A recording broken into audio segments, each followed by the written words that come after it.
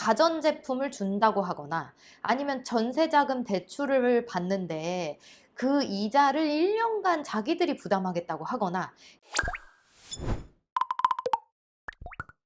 안녕하세요 여러분, 짱명진 변호사 채널 장명진 변호사입니다. 정말 오랜만에 유튜브 촬영을 하게 됐는데요, 오늘은 전세 사기 관련된 이야기 좀 더 들려드리려고 제가 촬영을 하게 됐습니다. 전세 사기, 어떤 게 전세 사기일까요 여러분? 전세금을 돌려주지 않으면 무조건 전세 사기일까요? 당연히 그렇지는 않습니다. 제가 이전에 영상에서도 말씀드렸었던 것 같은데 소송을 하는 경우에 있어서도 전세 사기의 경우도 있을 수 있고, 그렇지 않은 경우에도 소송이 필요할 수 있다, 이런 것들은 말씀드린 바 있습니다. 그런데 오늘 말씀드릴 거는 전세 사기에 한정해서 좀 이야기를 드리려고 합니다. 제가 두 가지로 나누어서 설명을 해드리려고 하는데요, 일단 신축 사기형, 그러니까 빌라 같은 거를 신축해서 전세 사기가 발생하는 경우, 그리고 하나는 매수형, 기존 건물을 매수하면서 전세 사기가 발생하는 경우, 그렇게 두 가지로 나누어서 설명을 한번 해보겠습니다. 여러분, 신축 사기형은 일단 빌라가 지어지고, 빌라라고 일단 가정을 하겠습니다. 빌라가 지어지고 그 다음에는 이제 감정평가를 하게 되는데, 신축 건물이기 때문에 KB 시세나 아니면 공시가격이 따로 없어서 감정평가액에 기대서 그거에 기초해서 분양가를 책정하게 되기 때문에 발생하는데요. 이런 경우에 감정평가액을 과도하게 부풀려서 이제 분양가를 책정하게 되고, 그렇게 되는 경우 분양가가 부풀려진 만큼 보다 더더욱 전세가는 더 부풀려서 전세 들어올 사람을 찾게 됩니다. 이제 그런 경우에는 주로 이제 그 분양을 홍보하는 사람들이 이 전세 사기에 한해서 말씀을 드립니다. 가전제품을 준다고 하거나 아니면 전세자금 대출을 받는데 그 이자를 1년간 자기들이 부담하겠다고 하거나, 이런 홍보 방식을 좀 많이 사용하는 것 같습니다. 그렇게 한 다음에 전세 들어올 사람을 구하게 되죠. 그런데 분양가보다 아까 제가 말씀드렸듯이 전세가를 더 부풀려 놓았기 때문에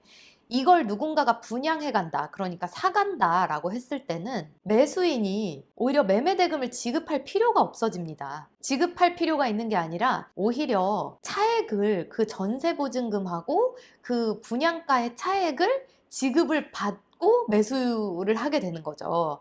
그래서 그런 경우에는 이런 식으로 분양을 받으면서 떠나버리는 겁니다. 근데 만약에 이제 차이가 한 1,000만 원 정도 난다. 만약에 전세가가 1억 5천인데 분양가는 1억 4천이다. 그래서 오히려 1,000만 원을 매수인이 지급받으면서 매수를 하게 되는 상황이다. 이렇게 하면, 만약에 사기를 치려고 마음먹은 사람이다. 1,000만 원씩 만약에 30채만 이런 식으로 매수를 한다고 해도 자기한테 3억이 당장 손에 쥐어집니다. 그러면 그 3억을 들고 떠나는 거죠. 그러니까 그런 게 이제 1번 신축 사기형이라고 보시면 됩니다. 그리고 두 번째, 기존 건물 매수형입니다. 기존 건물 매수형은 분양형처럼, 말씀드린 1번의 신축 사기형처럼 건물을 새로 짓는 건 아닌데, 기존 건물을 일단 누군가가 빌라든 뭐든, 빌라라고 이제 말씀드리겠습니다. 빌라를 누군가가 금매나 이런 방법으로 어쩌다 전세 가격보다 좀 낮은 가격에 매수하게 되는 사람이 생길 수 있습니다. 우리나라의 전세자금 대출 제도가 굉장히 적극적으로 운영되고 있기 때문에 이렇게 전세금이 높은 경우에도 전세입자가 좀 들어와서 살고 있는 경우가 좀 있거든요. 그래서 이런 경우에 그렇게 조금 더 낮은 가격으로 매수하게 된 자가 앞서 제가 말씀드린 신축 사기형처럼 동일한 방법으로 전세금을 가로채 버리는 형태입니다. 일례로 제가 하나 예시를 들어서 말씀드리면, KB 부동산 시세의 매매가가, 심지어 하한가가 1억 6천만 원인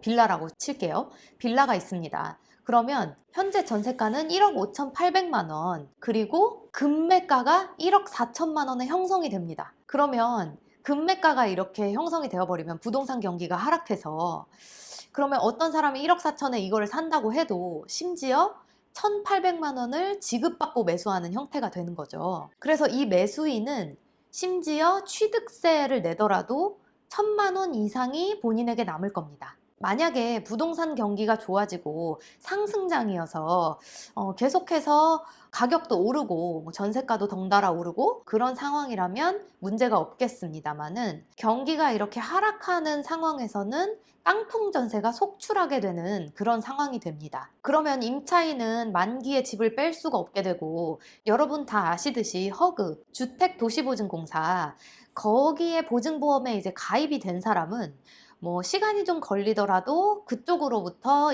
전세금을 지급받을 수가 있는데, 가입조차 안 된 사람은 결국에는 소송 등등을 강구할 수밖에 없게 되고, 만약에 여러분 물론 허그를 통해서 임차인이 지급을 받았다, 그렇게 되면 그 임차인 개인에게는 당연히 정말로 안도할 수밖에 없는 상황이 아닐 수 없겠습니다만은, 결국에 국가적인 손실은 발생하는 거고, 허그가 당연히 뭐 지급을 해주고 임대인한테 다시 구상권을 행사하기는 하지만, 그게 집행이 또 실제로 잘 되는 경우만 맞느냐, 그런 거는 또 아닐 수 있거든요. 그렇기 때문에 국가적인 손실이 될 수 있다, 이런 이야기도 드릴 수 있겠습니다. 그래서 말씀드렸듯이 뭐 신축 사기형도 그렇게 분양되는 물건을 뭐 한 번에 뭐 몇십 채, 몇백 채를 사들였다고 하면 빌라왕이 되는 거고, 두 번째 말씀드린 기존 빌라를 매수하는 형태에서도 매수를 이런 식으로 반복을 하게 되면